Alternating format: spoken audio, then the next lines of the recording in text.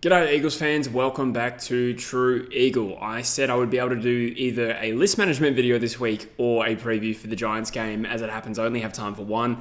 Many of you suggested we wanted to hear a little bit about the list management stuff, and I think in the 48 hours since I recorded that video, the Oscar Allen story in particular has developed so much that making this video is a no-brainer. So we're going to have a very early conversation about list management and in particular, a focus on Oscar Allen, what's going on with that, met with Hawthorn apparently, and how that flows on to guys like Harley, Reid and Chad Warner as well. So let's start with the big elephant in the room. That is Oscar Allen, our captain, has met with Sam Mitchell specifically from the Hawthorn Footy Club, which has been inferred as an openness to potentially switch clubs given he is a free agent at the end of the season. I think that is a fair inference to make based on what we've seen and certainly what happened with Tom Barras a little bit less than 12 months ago. A lot of opinions being thrown out left, right and centre, in particular from the mainstream AFL media. My thoughts on it might disappoint you. I actually have a different view as to what is out there, and I feel like it's not going to be a popular one. But I think rather than go into bat for West Coast, as I so often do, I think there's a little part of me that wants to go into bat a little bit for Oscar Allen here. And I'll explain why, and I think there's some important context here. Some time ago, and I will put out there, I don't really remember where I read this, so we're going to put this firmly in the conjecture pile for the time being. I wish I could give you a source, but I remember reading some time ago that there was a big difference between what Oscar Allen wanted from West Coast as his free agency contract. We're going to call it a free agency contract because with the contract that a player receives as he goes into free agency, whether he's staying with the club or joining a new one, will generally be the biggest of their career, right? So naturally players take a big payday to switch clubs as part of free agency. That's just culturally what seems to happen, presumably because clubs are willing to pay more to secure a player as a free agent given they don't trade anything for him. So Oscar has a potentially big payday, presumably the biggest of his career ahead of him, regardless of where he goes. Generally, even to retain a free agent, you give a decent contract. Now, I read some time ago that West Coast were somewhat lowballing Oscar Allen, and rather than that typical 5, 6, 7, 8 year, in some cases, contract that a player receives as he goes into free agency, West Coast were offering somewhere around the 3 or 4 mark. Again, pure speculation, but I think that's relevant to at least maintain in the back of our minds as something that has potentially happened here. And it would make sense with some of the things we're hearing. So I guess what I'm saying is, broadly speaking, I have this feeling that West Coast is engineering this a little bit more than has been suggested publicly. And that would explain why there has been no real club reaction to this. Lots of people calling on West Coast to make a strong statement and strip the captaincy or whatever. But I think there is a likelihood here that West Coast haven't offered Oscar Allen a particularly big contract. And again, that's its own conversation. Should he be offered a big contract? This, to me, is important context. If Oscar Allen has been lowballed, then I think it comes into question, to what extent has he been lowballed? To what extent has he received a really disappointing offer from West Coast? That is key. If Hawthorn's offering a little bit more, then it's a different conversation. But that doesn't mean that there hasn't been issues with what's happening right now, particularly the fact that, I think modern media, the way it works is these discrete meetings or meetings that were previously discrete are no longer the case. I don't know how discrete Sam Mitchell and Oscar Allen were. Apparently they met at 3 p.m. according to Nathan Buckley, and if it was in a public place, then I think that's worthy of criticism as well, given that in this day and age that shit is going to get reported on, and it is a bad look for all parties involved, including the club. So I don't know the extent to which that happens. I do think it's a bad look for a captain to do that. But my general position is if Oscar has been given if there is a massive difference between what he could potentially get at another club and us, I think that comes back on West Coast to some extent. Again, this is hypothetical, we don't know. Now let's strip it back a little bit. Why would West Coast lowball Oscar Allen? Well, there's a few reasons, right? We are against the backdrop of a really rough period of list management in our club's history where we had a number of players given inflated contracts. Some of that was loyalty, through, COVID in particular. Players took pay cuts. Those were smoothed out over longer years. These were all decisions made by a previous administration. We have a new list manager. We have a new CEO. And things seem to be done a little bit differently now to how they were, a few years ago. And we, as a club, drew a lot of criticism for that. Naturally, it blew up in our faces. We did have a particularly bad run of luck. The amount of players we had on serious money sitting on the sidelines injured It's bad luck, but it was a all-encompassing strategy that we had that just absolutely blew up in our faces. We decided to be the club that looked after its players, and I understand the logic behind that, but it just went so badly. So my take on it now is that, someone like a Matthew Clark, whether it's a directive from higher up above, I think West Coast these days is taking a little bit of a harder stance on the contracts we give out. And I think there is some form to this. I'm not completely just making this up. My understanding of the Tom Barras situation was there was a verbal agreement with, we had so many list managers, I forget who exactly was in charge. Rowan O'Brien was list manager for a little while there. We had a revolving door of list managers. It's not so important. But what was reported about the Tom Barras deal was he had a verbal agreement with West Coast to smooth out his contract, extended to 5 years or something like that on pretty good money. And that would give him the security and the safety naturally, as we did with other players.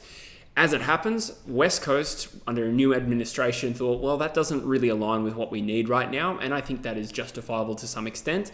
And my belief is that Barras went and got a better deal with Hawthorn. And I suspect West Coast looked at that as an opportunity to trade a good player out for draft picks, something that we were criticised for not doing previously. Now, I don't really have a firm stance on that. I do think in isolation, trading Tom Barras for 3 picks from Hawthorn might have been the best outcome for us if you're looking at this purely from a way of maximising our assets. What makes sense at the time, as long as all parties, are amicable about it, that makes sense. But in addition to the Oscar Allen situation where, I've read that he was offered a little bit less, not necessarily an insultingly low offer, but a significantly lower offer than what he could get at Hawthorn and Brisbane, that it aligns with what happened with Tom Barras, and I suspect is part of this new broader strategy West Coast is doing. This has not been touched on by the media, except I found one quote from Kane Corns, and I don't know how reliable he is as an actual journo, he's more of an analyst, right? But he says, I can tell you that the Allen camp feel aggrieved by the way he's been handled in this situation. Now, I think he's referring to how West Coast have treated him. Now, again, I'm not really putting a foot in either camp as to what we should have given Oscar Allen, because I don't know what the numbers are. We are, speculating about a situation we are not privy to. But I do suspect West Coast is looking at this very analytically and thinking, well, we've got a guy with a little bit of an injury history, albeit it's not that bad. But he missed half of last year. There was some injuries before 2023 as well. He's certainly not in good form at the moment. I suspect West Coast is paying him what they're willing to keep him on, right? I don't know what that number would be. He is a captain of the club, and the captain of the club should be paid, a little bit of a premium to some extent, not necessarily the most of any player.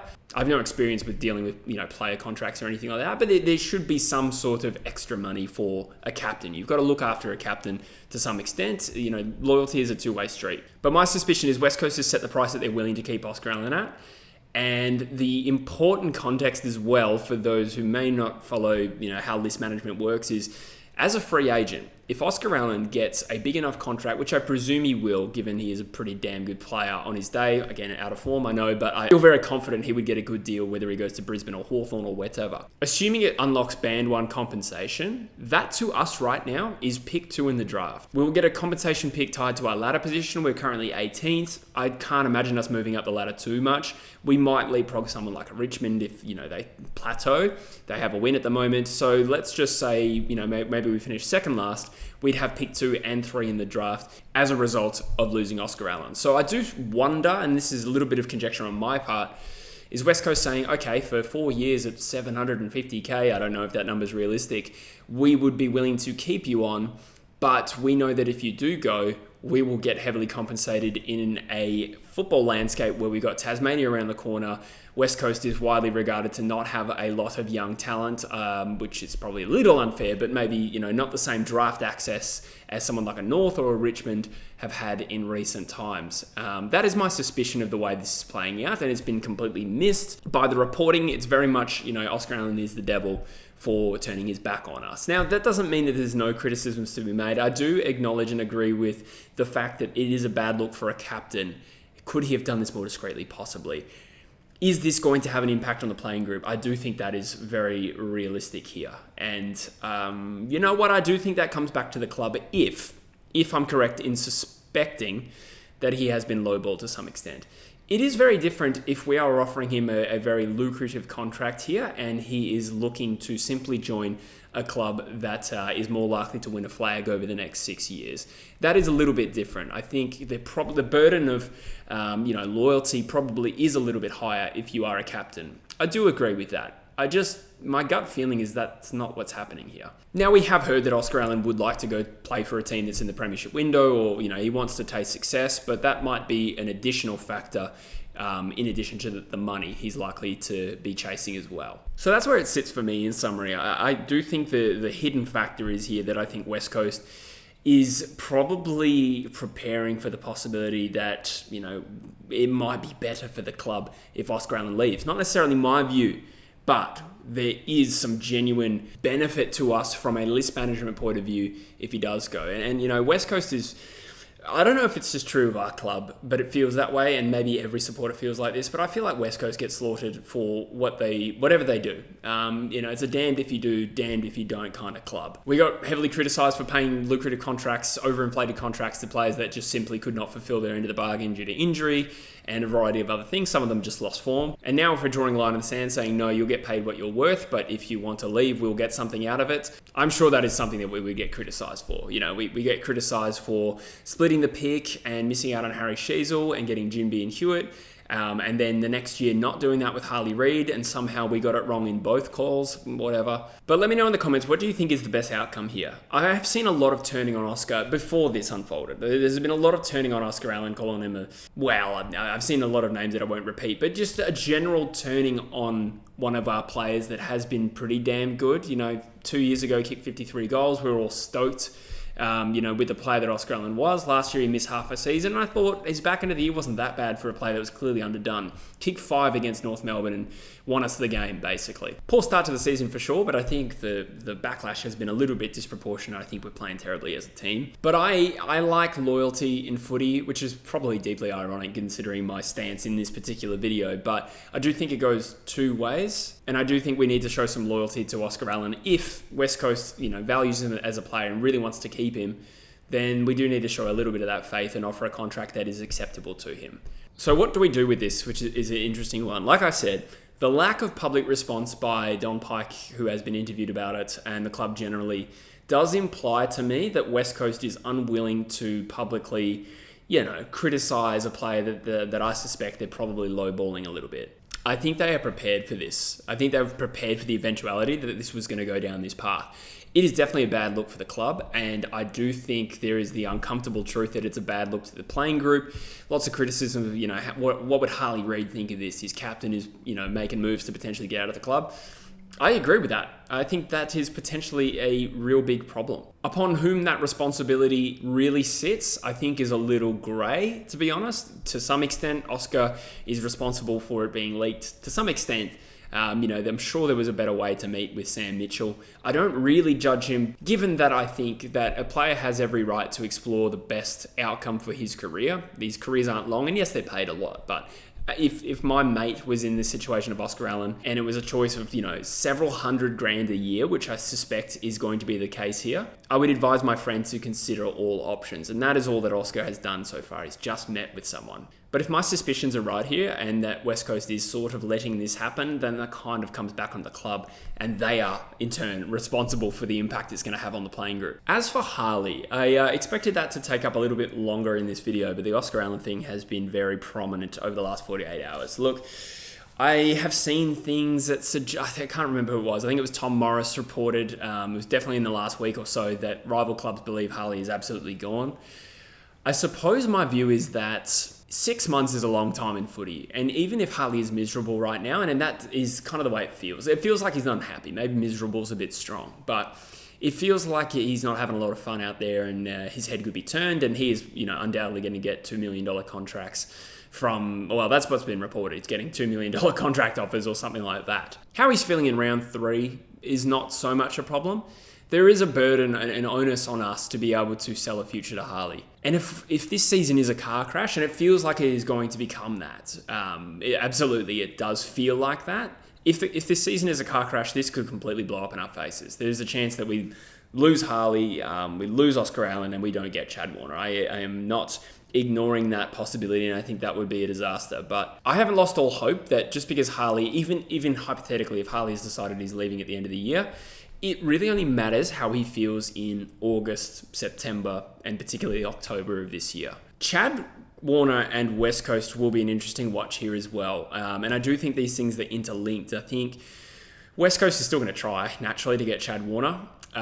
Chad Warner evidently wants to be back in Perth. There has been some suggestion he might sign a 2-year deal with Sydney. That would, well, I mean, it'd be better for us in a cost point of view because he would be a free agent and presumably cheaper than he would be out of contract at the end of this year. But there is always the chance that in 2 years he changes his mind and perhaps, Freo is in a better position to try and negotiate for him. As it currently stands, West Coast is in a better position.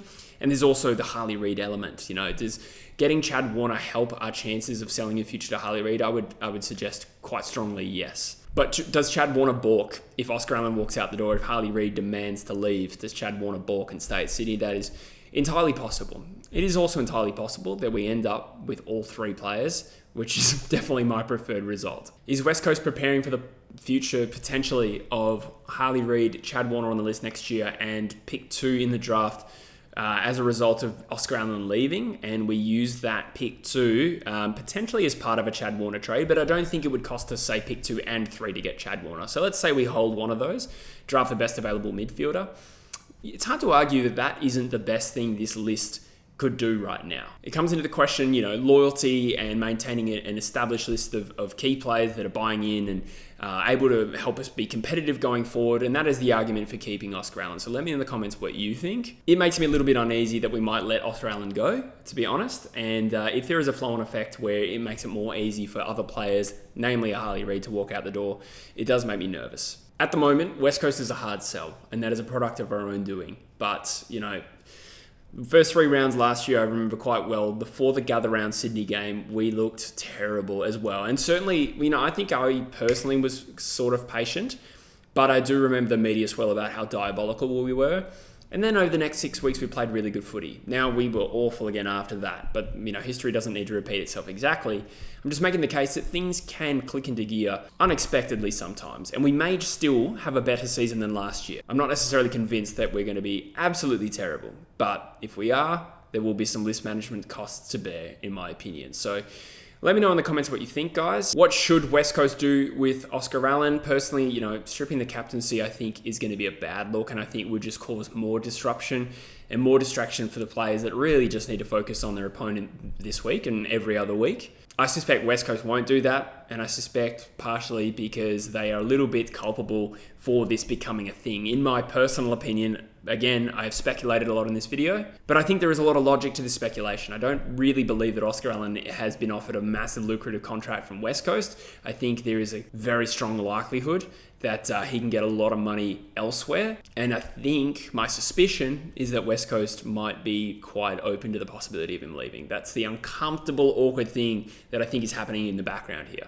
And it does sway my opinion. So again, in summary, if West Coast have lowballed Oscar Allen, I am willing to go a little bit easy on him. If they haven't, it's a bad look from one of our leaders to at least do this openly. And I am a little bit worried about the repercussions it's going to have on the rest of the playing group, even as soon as this coming week against the Giants. But let me know in the comments, guys, what you think. I do suspect many will disagree with me on this particular edition of True Eagle. But look forward to hearing from you, and I'll see you in the next one. Cheers.